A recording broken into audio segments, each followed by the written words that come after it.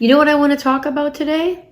I want to talk about one of the people that was really instrumental in, I think, Abbey's success and helping me become smarter than I was.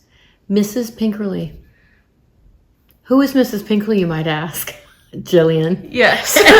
Do you want to hear my voice? Yes, I love your voice. Okay. Mine is quite irritating. No, I was being good and quiet. So who is Mrs. Pinkerley? Mrs. Pinkerley was actually Abbey's preschool teacher when she was 4 years old in the special ed preschool. Abbey went to typical preschool and special ed preschool alternating days.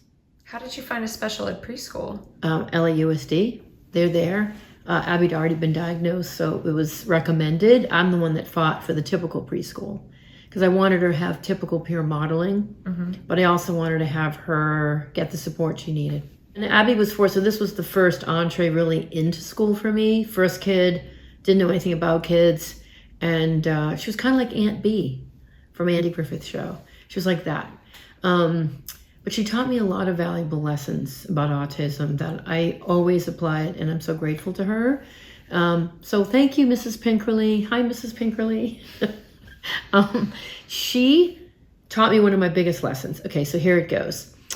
So what would happen is every time I left Abbey at the preschool, the door would make a big loud bang. It was a big heavy metal door, and it just went ba-boom. And Abbey would hear that sound, associate it with my leaving, and have a meltdown tantrum. Finally, I talked to the teacher about it, and the teacher suggested, all we need to do is change the memory. She is associating your leaving with the sound of that door. So every time she hears that door close, she's remembering you leaving, and she's feeling anxious, and she's melting down throughout the day when I wasn't even there. So she worked with me and showed me how to change the memory for Abbey. So what she did was turn the door, and the closing of the door, she turned it into a game. And so they sort of play hide and seek or peekaboo, and they had M&Ms and surprises behind, all fun things. So she took the door and she slowly worked in erasing the connection of anxiety in my leaving to making the door be something fun. And within a month's time, that entire issue was gone. It totally worked, and I learned a very valuable lesson about memory and feelings and anxiety and connection. Now, isn't it true that a lot of typical people have that?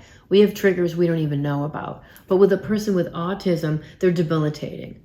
And she doesn't even know why. So they can stop you from living your life. So I learned at an early age that these kinds of reactions need some kind of attention. Rather than just say, Abbey doesn't like doors closing, I better be quiet when I close the door, I worked her through that to sort of give her other options in how to react to a door closing. This is part of autism for our story. And so anyways, today, I see sometimes parents who call me or reach out to me, and we talk on the phone, and they'll say, this or that is going on. But one story in particular really resonated with me when I heard this mom explain that her son, who's 21, has a volunteer job. He's very in the world, has a life, has autism, has help.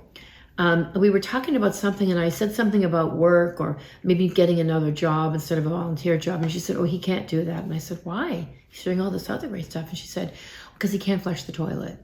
I said, what? He can't flush the toilet. It's just a thing. He's just so terrified of flushing the toilet. So we talked about it. And I said, there must be a reason he's terrified of flushing the toilet.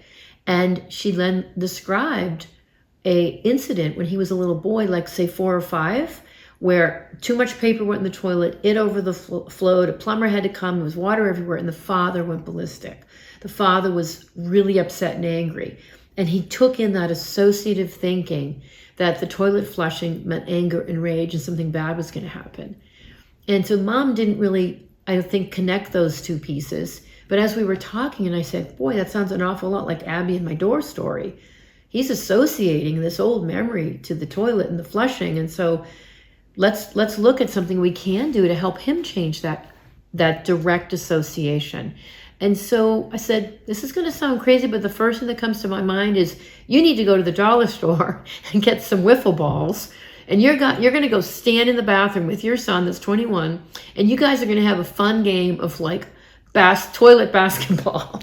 And you're going to throw them in the toilet, and if he gets it in, you high five him, you flush the toilet, and he gets a reward, or something good happens. You got to just like work to change this memory, because flushing the toilet is going to stop him from integrating in certain situations, whether it's employment or social things or something. And I don't know if she ever did it, but this was the thought, and connecting to what is the situation of something that might be in your life where it's debilitating or something's preventing them from doing something. And you might have said, oh, well, Joey doesn't like flushing the toilet, so we're just not going to do it. But that's the kind of thing you might want to try pushing them through and figuring out, like a detective, what is the connection to that anxiety and that particular action. Flushing the toilet, closing the door. There you have it. And anyways, I'm so grateful I learned that, because I use that kind of thinking a lot with Abbey. We were able to talk it through and decode it. That's what I call it. Are there any, in her adult life, any triggers that you've still had to kind of be a detective for? Yeah, it constantly changes. Sometimes it's a new thing that comes in. She's really hooked on right now babies crying, like in the airport, in a mall, and it can be debilitating because she's worked up the anxiety so much that she will react before the baby even cries. And that's my clue, that it's not an auditory input. It is a anxiety based on a memory.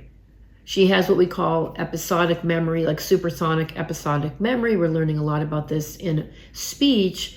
As I study and learn about Gestalt language processors, you can call it whatever you want, but people that learn language through lived memories, or their episodic memory is so strong in their brain that it takes over what is happening right now.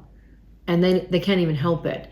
But if I can show Abbey what that is, if she can understand her own episodic memory, then maybe she can manage it so she can push memories away and learn how to stay in the present moment.